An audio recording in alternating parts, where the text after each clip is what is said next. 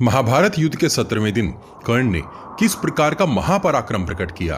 पिछले भाग का लिंक आपको डिस्क्रिप्शन बॉक्स और चैनल के पेज पर कर्ण पर्व की प्लेलिस्ट में मिल जाएगा। कर्ण पर्व अध्याय 47।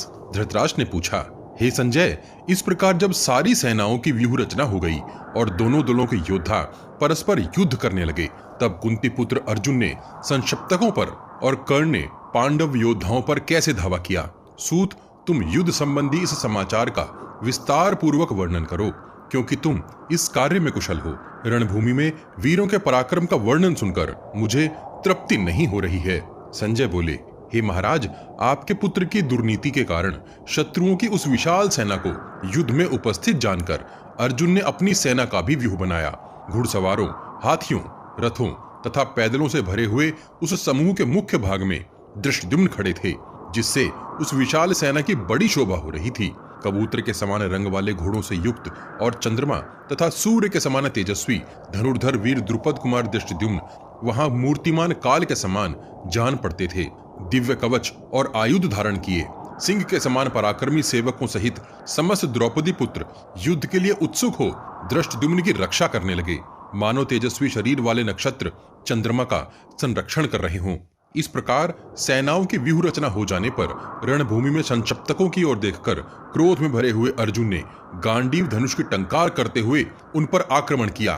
तब विजय का दृढ़ संकल्प लेकर मृत्यु को ही युद्ध से निवृत्त होने का निमित्त बनाकर अर्जुन के वध की इच्छा वाले संक्षिप्तकों ने भी उन पर धावा बोल दिया।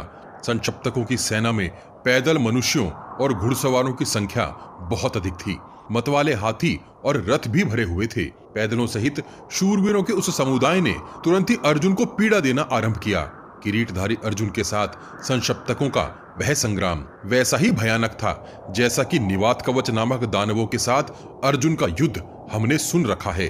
तदनंतर कुंती कुमार अर्जुन ने रणस्थल में आए हुए शत्रु पक्ष के रथों, घोड़ों, ध्वजों, हाथियों और पैदलों को भी काट डाला। उन्होंने शत्रुओं के धनुष, बाण, खड्ग, चक्र, फरसे, आयुधों सहित उठी हुई भुजा, नाना प्रकार के अस्त्र शस्त्र तथा सहस्त्रों मस्तक काट गिराए। सेनाओं की उस विशाल भंवर में जो पाताल तल के समान प्रतीत होता था, अर्जुन के उस रथ को निमग्न हुआ मानकर संक्षिप्तक सैनिक प्रसन्न हो सिंहनाद करने लगे। तत्पश्चात उन शत्रुओं का वध करके पुनः अर्जुन ने कुपित हो उत्तर, दक्षिण और पश्चिम की ओर से आपकी सेना का उसी प्रकार संहार आरंभ किया जैसे प्रलय काल में रुद्रदेव पशुओं अर्थात जगत के प्राणियों का विनाश करते हैं। माननीय नरेश, फिर आपके सैनिकों के साथ पांचाल, चेदी और संजय वीरों का अत्यंत भयंकर संग्राम होने लगा।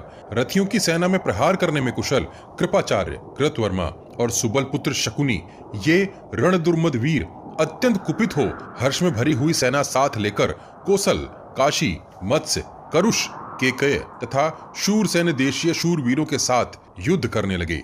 उनका वह युद्ध क्षत्रिय, वैश्य एवं शूद्र वीरों के शरीर, पाप और प्राणों का विनाश करने वाला, संहारकारी, धर्म संगत, स्वर्गदायक तथा यश वृद्धि करने वाला था।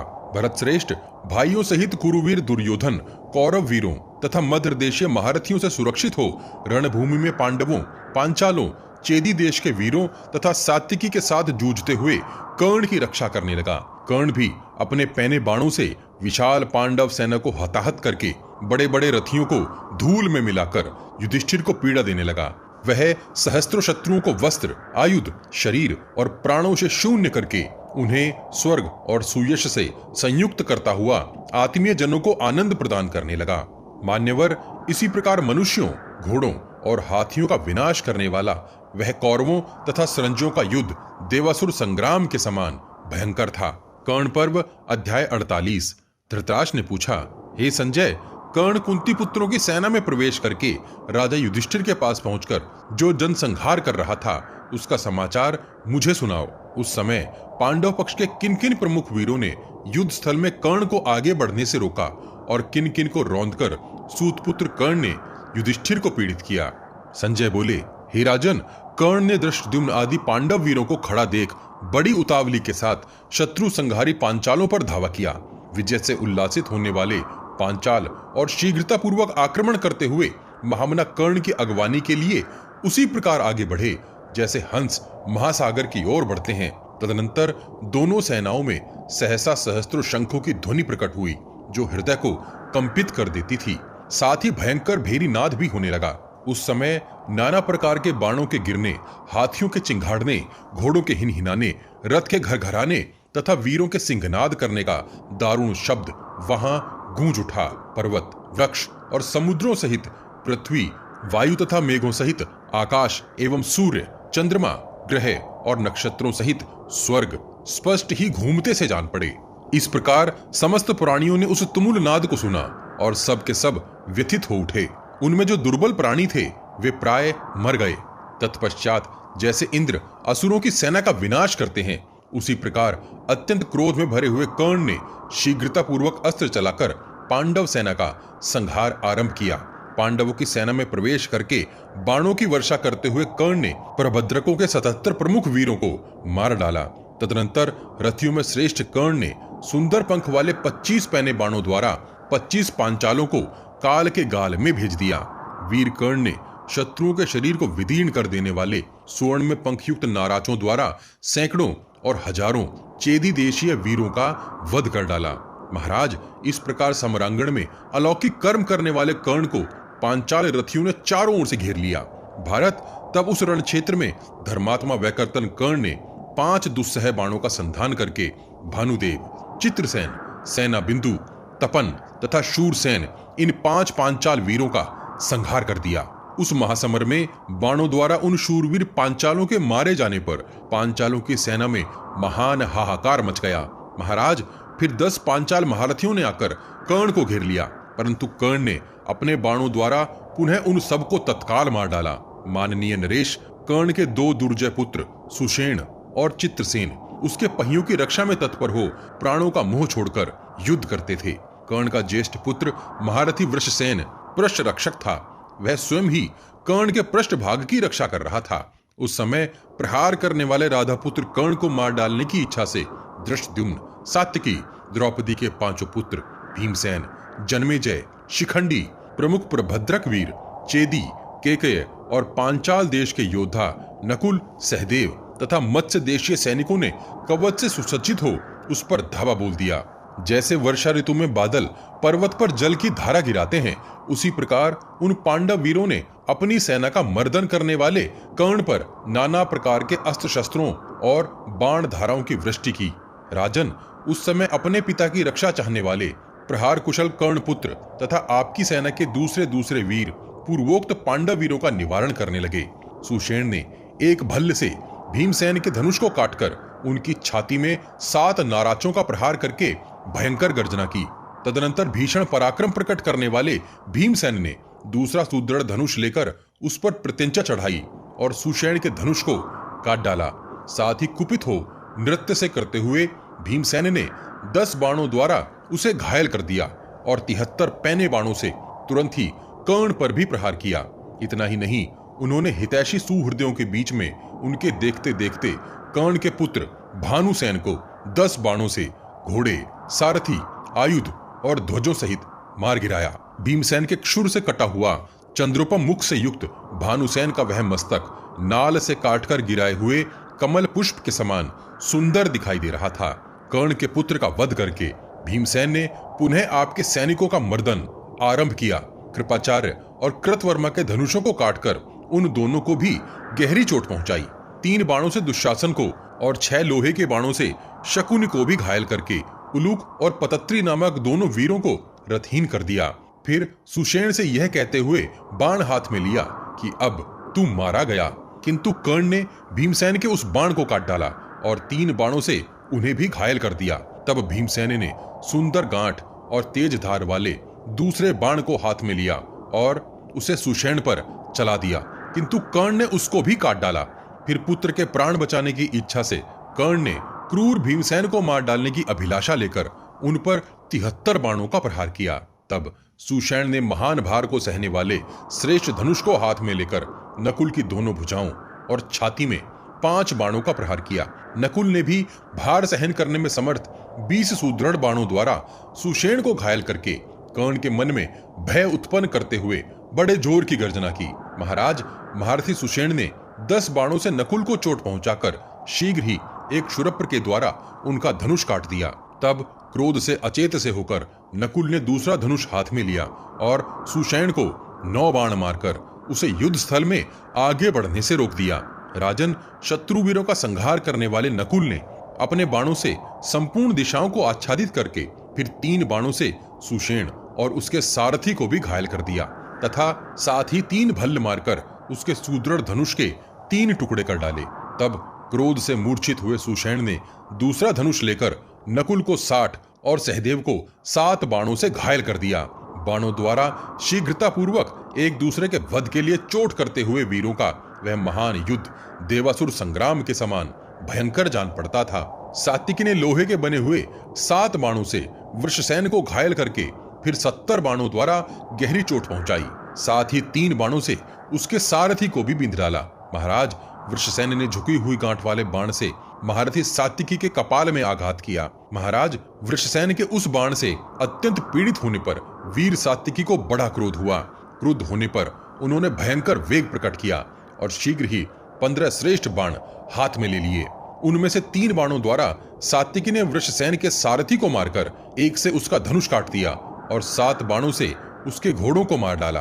फिर 1 बाण से उसकी ध्वजा को खंडित करके 3 बाणों से वृषसेन की छाती में भी चोट पहुंचाई। इस प्रकार रण क्षेत्र में युयुधान के द्वारा सारथी, अश्व एवं रथ की ध्वजा से रहित किया हुआ वृषसेन 2 घड़ी तक अपने रथ पर शिथिल सा होकर बैठा रहा।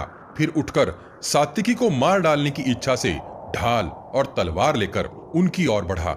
इस प्रकार आक्रमण करते हुए वृषसेन की तलवार और ढाल को सात्विकी ने वराहकर्ण नामक 10 बाणों द्वारा शीघ्र ही खंडित कर दिया। तब दुशासन ने वृषसेन को रथ और अस्त्र शस्त्रों से हीन हुआ देख उसे रण से व्याकुल हुआ मानकर तुरंत ही अपने रथ पर बैठा लिया और वहां से दूर हटा दिया। तदनंतर महारथी वृषसेन ने दूसरे रथ पर बैठकर 73 बाणों से द्रौपदी के पुत्रों को, 5 से युयुधान को, 64 से भीमसेन को, 5 से सहदेव को, 30 बाणों से नकुल को, 7 से शतानिक को, 10 बाणों से शिखंडी को और 100 बाणों द्वारा धर्मराज युधिष्ठिर को घायल कर दिया। हे राजेंद्र, प्रजानाथ, महाधनुर्धर कर्ण ने विजय की अभिलाषा रखने वाले इन सभी प्रमुख वीरों को तथा दूसरों को भी अपने बाणों से पीड़ित कर दिया। तत्पश्चात वह दुर्धुर्ष वीर युद्ध स्थल में पुनः कर्ण के पृष्ठभाग की रक्षा करने लगे। सात्विकी ने लोहे के बने हुए 9 नूतन बाणों से दुशासन को सारथी, घोड़ों और रथ से वंचित करके उसके ललाट में 3 बाण मारे। दुशासन विधि पूर्वक सजाए हुए दूसरे रथ पर बैठकर कर्ण के बल को बढ़ाता हुआ पुनः पांडवों के साथ युद्ध करने लगा। संजय बोले, हे राजन, तदनंतर दृष्टद्युम्न ने कर्ण को 10 बाणों से बींध डाला। फिर द्रौपदी के पुत्रों ने 73, सात्विकी ने 7, भीमसेन ने 64, सहदेव ने 7, नकुल ने 30, शतानिक ने 7, शिखंडी ने 10 और वीर धर्मराज युधिष्ठिर ने 100 बाण कर्ण को मारे। राजेंद्र, विजय की अभिलाषा रखने वाले इन प्रमुख वीरों तथा दूसरों ने भी उस महासमर में महाधनुर्धर सूतपुत्र कर्ण को बाणों द्वारा पीड़ित कर दिया। रथ से विचरने वाले शत्रुदमन वीर सूतपुत्र कर्ण ने भी उन सबको 10-10 बाणों से घायल कर दिया। महाभाग, हमने महामना कर्ण के अस्त्र बल और फुर्ती को वहां अपनी आंखों से देखा था। वह सब कुछ अद्भुत सा प्रतीत होता था। वह कब तरकस से बाण निकालता, कब धनुष पर रखता और कब क्रोध पूर्वक शत्रुओं पर छोड़ देता, यह सब किसी ने नहीं देखा। सब लोग मारे जाते हुए शत्रुओं को ही देखते थे। राजेंद्र, हम लोग एक ही क्षण में कर्ण को पश्चिम दिशा में देखकर उसकी फुर्ती के कारण उसे पूर्व दिशा में भी देखते थे। उस समय कर्ण कहाँ खड़ा था, यह हम लोग नहीं देख पाते थे। राजन, सब और बिखरे हुए उसके बाण ही हमें दिखाई देते थे, जो टिड्डी दलों के समान संपूर्ण दिशाओं को आच्छादित किए रहते थे। द्युलोक, आकाश, भूमि और संपूर्ण दिशाएं पैने बाणों से खचाखच भर गई थी। उस प्रदेश में आकाश अरुण रंग के बादलों से ढका हुआ सा जान पड़ता था। प्रतापी राधा पुत्र कर्ण हाथ में धनुष लेकर नृत्य सा कर रहा था। जिन जिन योद्धाओं ने उसे एक बाण से घायल किया, उनमें से प्रत्येक को उसने 3 गुने बाणों से बींध डाला। फिर 10-10 बाणों से घोड़ों, सारथी, रथ और छत्रों सहित इन सबको घायल करके कर्ण ने सिंह के समान दहाड़ना आरंभ किया। फिर तो उन शत्रुओं ने उसे आगे बढ़ने के लिए जगह दे दी।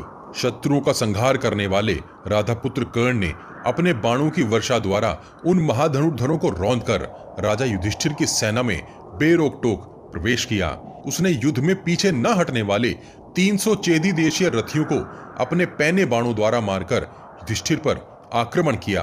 राजन, तब पांडवों, शिखंडी और सात्विकी ने राधापुत्र कर्ण से राजा युधिष्ठिर की रक्षा करने के लिए उन्हें चारों ओर से घेर लिया।